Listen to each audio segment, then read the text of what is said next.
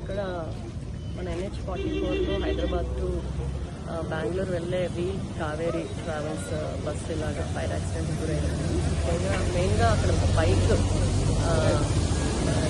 వీటనికి జరిగిందని చెప్తున్నారు. Bike bus గుద్దింది. తర్వాత ఈ స్పార్క్ వచ్చి తర్వాత ఫ్యూయల్ లీక్ అవ్వడం వల్ల మొత్తం ఫైర్ వచ్చింది బస్సు. సో 41 మెంబర్స్ బస్సులో ఉన్నట్టు ట్రేస్ చేశాము. దాంట్లో 21 మనకి సేఫ్గా ఉన్నారు, ఇబ్బంది ఏమీ లేకుండా. ఎందుకంటే బస్సులోంచి దూకేశారు వాళ్ళు ఫైర్ రాగానే. మిగతా వాళ్ళు ఎక్కడున్నారు అనేది అంటే 11-20లో మిగిలిన 20లో 11 మనకి డెడ్ బాడీస్ దొరికినాయి. మిగతా వాళ్ళు ఏమయ్యారు ఏంటి అనేది వీఆర్ రెడ్ టు కన్ఫర్మ్ అండి. అది